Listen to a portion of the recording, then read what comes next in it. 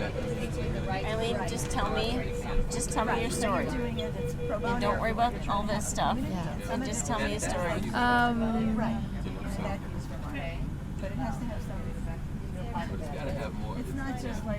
Because you had giant stress. Like, for me, incomprehensible stress. Love that. I had 4 children, and each one was a joy in their own way. And one of my sons, from a very young age, was very interested in karate and tai chi. His name was Isaiah, and I tried to encourage that for a period of time, and then he kind of moved away from that direction for a while, and then as he got older, he started to renew his interest in Tai Chi and Qigong and the martial arts in general. And I've tried to follow that with him, just to have something a bond that we had together. And so my first introduction to Qigong was through a conference that he wanted to attend in Orlando called Supreme Science, that focuses on Qigong. And I agreed to go, and a friend of mine, Kevin, was going, and that is where I first met Roger. And it wasn't something that I thought it was an interesting process and an interesting way of approaching movement and health, but it wasn't something I really personally was embracing when I first got exposed to it. But as I did more study in it, I started to realize the health benefits of it. So my son continued his own journey. He never had the aspirations of going to college, but he was always looking for knowledge. He would read Aristotle, Plato. He would read Confucius. He was a musician. He played music. He wrote poetry. He was on a different direction and a different path that, as a parent, wasn't exactly the direction I would have encouraged him to go on. But that was his path. And he proceeded on his own path, and he kept saying, I need a master, I need someone to follow, and I didn't understand that. And I thought, well, where are you going to go in Orlando? I mean, he says, I need to go to a monastery or something where I can learn these things, and I had no clue where he could go. Maybe California, I wasn't sure. Right.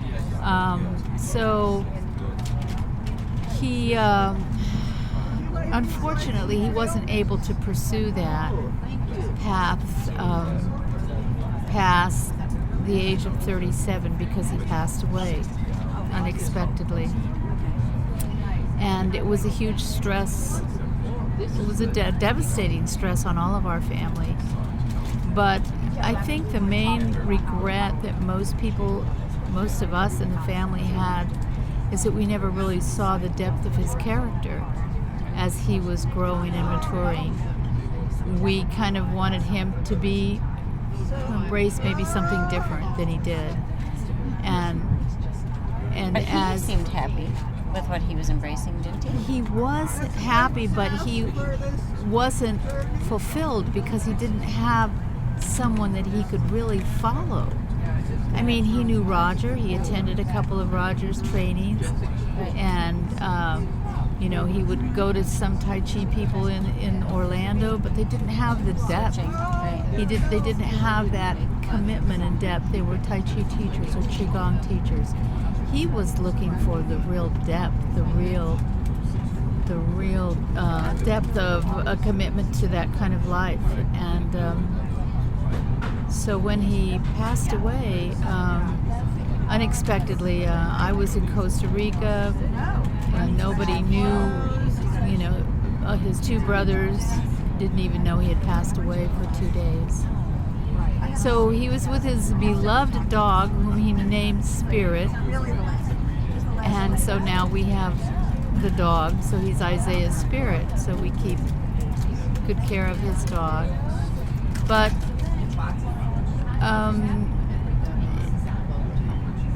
we spent probably at least a year in really deep grief of losing our son, and not really understanding why, or other than that was the time that was his time to move to another level, another plane, another point of reality that we still don't quite understand. But each one of us dealt with his death differently. My husband did, his two brothers did, his sister did. And we all loved him dearly. Because he sparked something in each one of us. He made us question life. He made us question our own beliefs. He made us want to move beyond who we were. And that's who he was. And he was...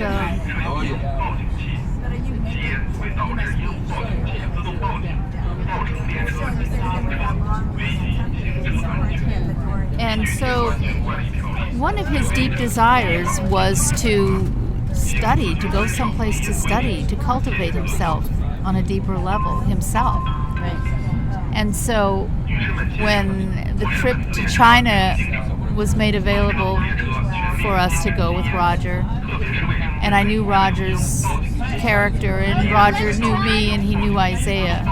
He knew Isaiah probably better than I did, because he could see deep into his soul.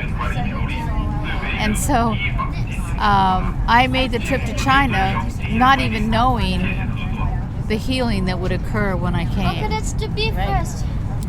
And when I got to Wudang Mountain, that was where I found why he wanted to go there. And I didn't understand before being there.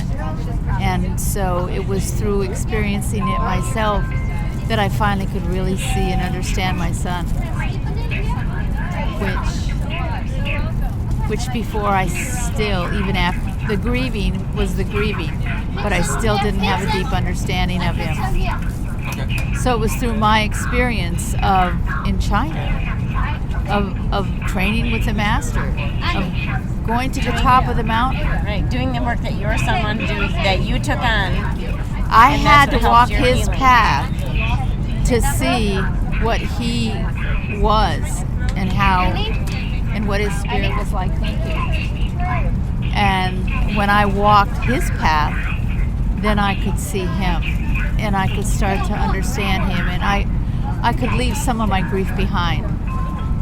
And I think when we were getting ready to leave Wudang, I had done some drawings of the mountain, and I burned them and let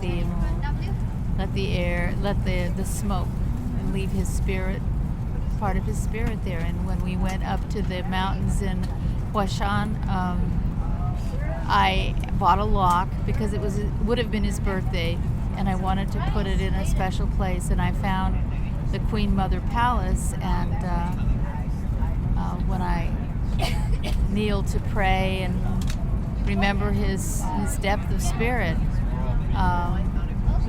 it brought a relief that I was leaving even another memory, part of a memory of him there, and leaving it in a place where if his spirit is there, which I believe it is, that he has that beautiful mountain to see. And it wasn't until I could walk in the steps he wanted to walk in that I could understand and feel the relief, some of the grief that I've carried with me for 2.5 years. I finally feel at peace. And that has just been a really gift, a real gift to this trip, that I didn't expect. Well, and it has been fun to watch you and get to know you on this trip anyway, and see that you conquered some of your own personal fears. You're doing this grief, but you have a fear of heights, and you went on the crazy cable car ride.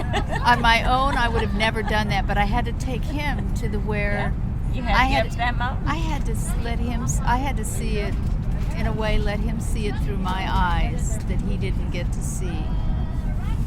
Somehow like that. I can't Well, you quite had the strength understand of your son then. Yeah. They're doing that because you were a warrior up there. Yeah, I didn't think I could ever do that, but I did. I conquered a fear of my own by going up thousands and thousands of feet in the air to leave his spirit there to rest.